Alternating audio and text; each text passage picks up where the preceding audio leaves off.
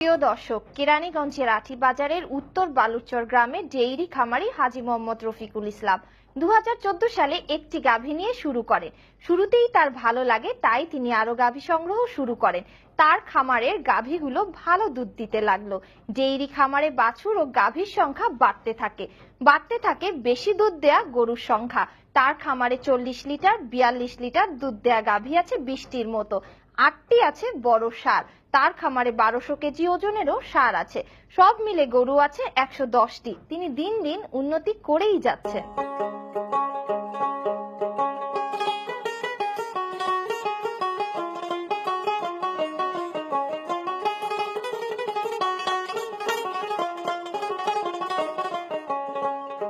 Dairy খামার করার পর মাত্র 2 বছরের মধ্যে এলাকায় সাড়া ফেলেছে ঢাকা জেলার কেরানীগঞ্জ উপজেলার আটি ইউনিয়নের উত্তর বালুচর গ্রামের তরুণ যুবক হাজী মোহাম্মদ রফিকুল ইসলাম।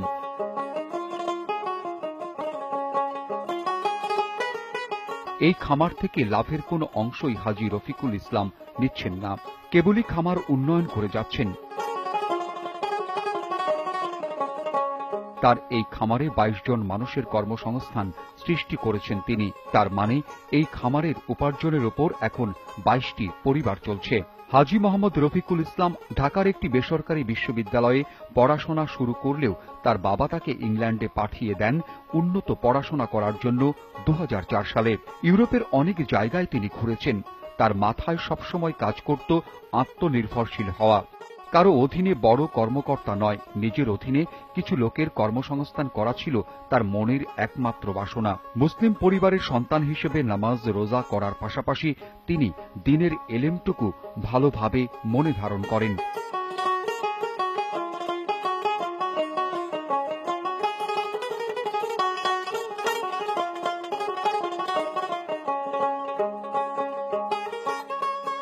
দেশে ফিরে বাবার ব্যবসা দেখাশোনা শুরু করেন, এর মধ্যে বিয়েও করেন এবং হজ করে আসেন। কাউকে ঠকানো, ফাঁকিবাজি করা, সব ধরনের খারাপ চিন্তা কখনো তার মনে আসত না। বাড়িতে তাদের পারিবারিক একটি গাভী ছিল। এই যে খামারটি দেখছেন, আগে এখানেই এই 42% জমির ওপর তাদের যৌথ পরিবারের বিশাল বাড়ি ছিল। সবাই আশেপাশের যে বাড়িগুলো এইগুলো তৈরি করে আলাদা হয়ে যায়। তার দাদার বাড়িতে 2টি গাভী দিয়ে শুরু করেন। বিশ্বের সবচেয়ে ভালো ও বেশি দুধ দেয় এমন গাভী হচ্ছে হল্যান্ড, নিউজিল্যান্ড ও অস্ট্রেলিয়ার গাভী। বাংলাদেশে পাওয়া যায় এমন হলস্টিন, ফ্রিজিয়ান, জার্সি ও শাহিওয়াল পালন করলে তার মন ভরে না। সে বিশ্ববিখ্যাত মুন্নি গাই বা মুন্ডি গাই সংগ্রহের চেষ্টা শুরু করেন।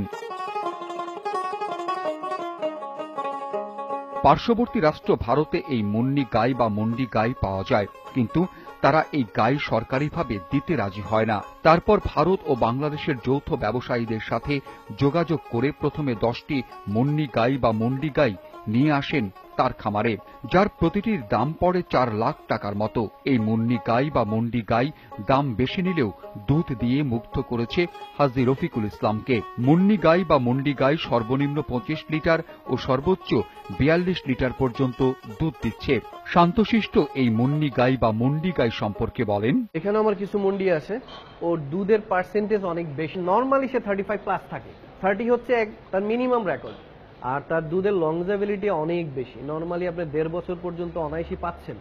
যেমন এই একটা মুন্ডি আমি প্রায় 1.5 বছরের উপরে পালতেছি, এখনো তার দুধ আছে 18 লিটারের উপরে।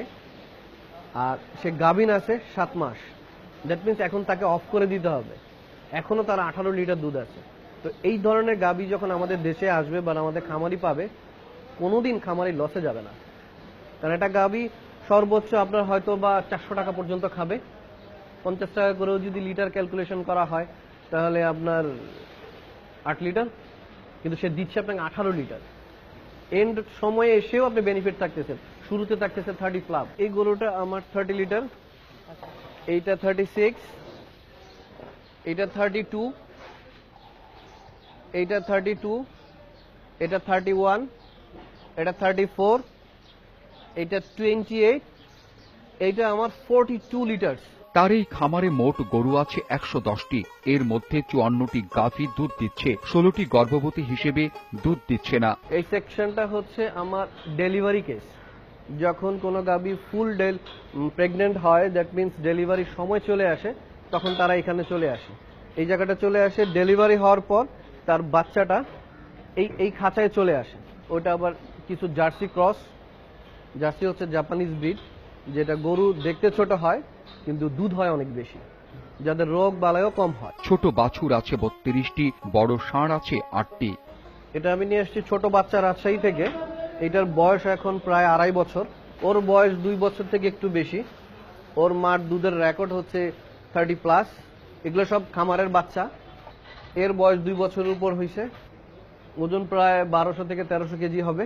এ আবার 3 বছরের উপরে চলে গেছে ওর বয়স। তার খামারের এই 54টি গাভী থেকে তিনি প্রতিদিন 1400 লিটার দুধ পান। তার খামার থেকে গড়ে একটি গাভী থেকে 25 লিটার দুধ পান তিনি, যেটা সর্বোচ্চ উৎপাদন বলা যায়। এত বেশি দুধের উৎপাদন হওয়া ডেইরি খামার সচরাচর দেখা যায় না। এই দুধ তিনি স্থানীয় চাহিদা মিটিয়ে মিষ্টি তৈরি করছেন।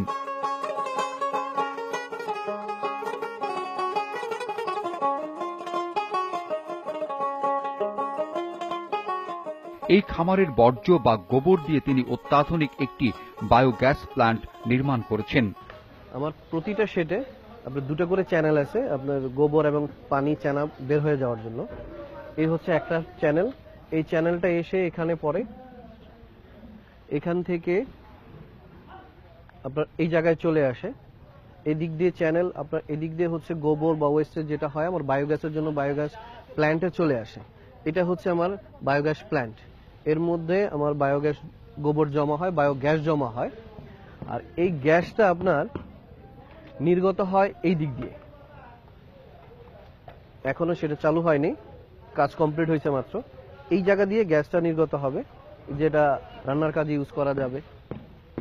আর গ্যাস হওয়ার পরে যে গোবরের যে ওয়েস্টেজটা থাকে, দেখি এই ওয়েস্টেজটা আপনার এই দিক দিয়ে চলে আসবে। গ্যাসের প্রেসারে ওয়েস্টেজটা আপনার এই দিক দিয়ে উপরের দিকে উঠে আসবে। উঠে এসে এই জায়গাটা জমা হবে।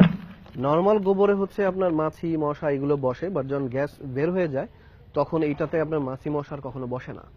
এটা এই জায়গাটা জমা হবে, এখান থেকে ওভারফ্লো হয়ে ঠিক ওই দিকটা দেখেন আমি একটা চ্যানেল করে দিছি। ওই জায়গাটা এটা একটা ল্যান্ডের মতো বেছানো আছে, ওইখানে গোবরটা পৌঁছে শুকায় যাবে। এই শুকনা গোবর যেটা হয় ওইটা আপনি সার, জৈব সার হিসাবে ইউজ করতে পারবেন।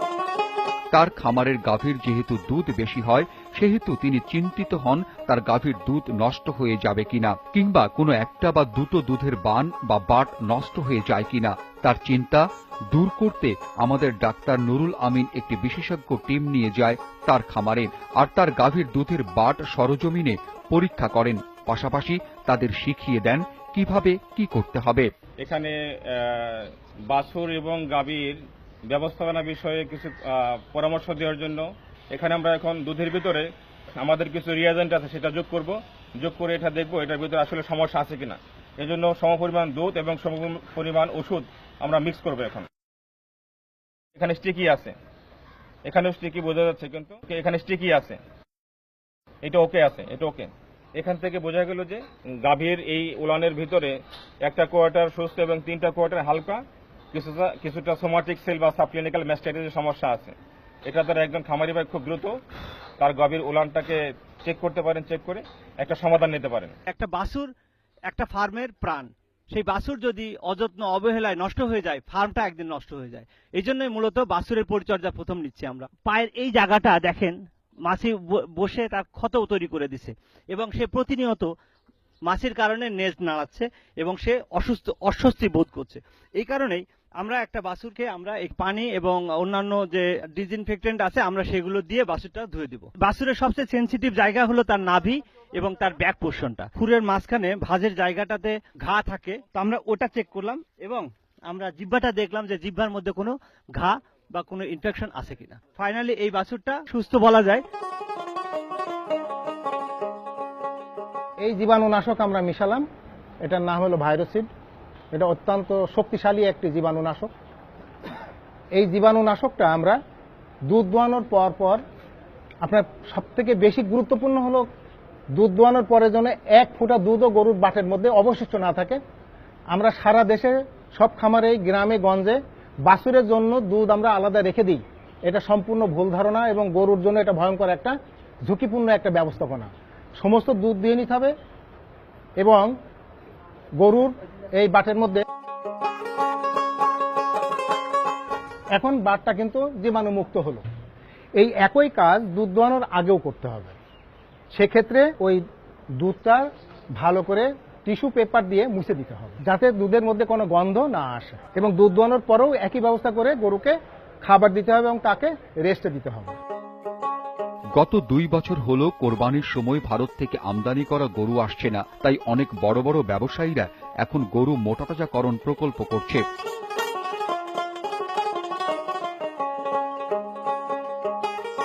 এই মুহূর্তে বিশ্বে সবচেয়ে বড় ও বেশি মাংস হওয়া যে গরুগুলো আছে, যেমন ব্রাহ্মা, শাহিওয়াল, বেলজিয়াম, ব্লুসা, আমাদের পরিবেশ ও আবহাওয়ার সাথে খাপ খেয়ে চলতে পারে। ভারত, পাকিস্তান, নেপাল ইত্যাদি দেশের বড় জাতের গরু এনে আমাদের দেশেই লালন পালন করা হচ্ছে।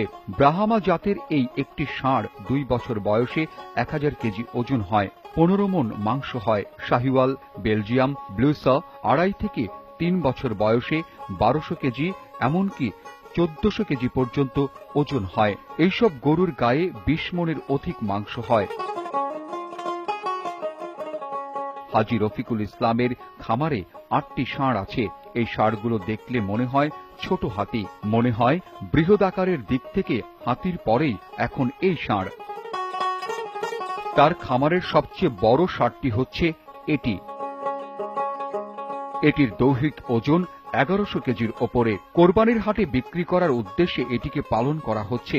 এদের ধারণা কোরবানির সময় এই ষাঁড়টির গায়ের ওজন 1300 কেজি হবে, কারণ এখন এর বয়স কম, তাই আরো উঁচু ও মোটা হবে। আপনারা এই যে আমার পাশে যে দাঁড়ানো ষাঁড়টা দেখছেন, এটা একটা মোটা তাজাকরণের বা হৃষ্টপুষ্টকরণ ষাঁড়। এই ষাঁড়টি দেখেন আপনারা পায়ের মধ্যে তার সামনের হাঁটু এখানে ফুলে মোটামুটি এখানে একটা পুঁজ জমে গেছে। তো এই যে পুঁজ জমে গেছে প্লাস তার এই যে পেছনে যে টোগুলি আছে, ছোট খুর যেগুলি আছে টো, এখানে দেখেন সোর হয়ে এখানে মাছি বসতেছে এবং একটা ইনফেকশন কিন্তু এখানে পার্মানেন্ট হয়ে গেছে। 10 ফিট বাই 15 ফিট এরম একটা জায়গার মধ্যে প্রথম 5 ফিট থাকবে বা 6 ফিট থাকবে হলো পাকা, তার সাথে খাদ্যের অন্যান্য পাত্র, পানি ব্যবস্থাপনা, পেছনে থাকবে মাটি। এই ষাঁড়টি ছাড়া থাকবে সার্বক্ষণ, তার মধ্যে সে চলাফেরা করবে। তাহলে হবে কি, তার শরীরের যে লোড বেয়ারিং ক্যাপাসিটি এখন যেভাবে ক্ষতিগ্রস্ত হয়েছে এই ক্ষতিগ্রস্তটা হবে না, খুরের ভিত্তি মজবুত হবে। বিশ্ববিখ্যাত সব বেশি দুধ দেয়া ভালো জাতের গাভী, বেশি মাংস হওয়া উন্নত জাতের ষাঁড় নিয়ে সাজানো এই গোল্ডেন ডেইরি ফার্ম। আসলে ডেইরি ফার্ম করতে হলে এমন ভাবেই করা উচিত, সুচিন্তিত ও সুপরিকল্পিত ভাবে। এরকম খামার হলে খামারি সামনে এগিয়ে যাবে দেশ। প্রিয় দর্শক,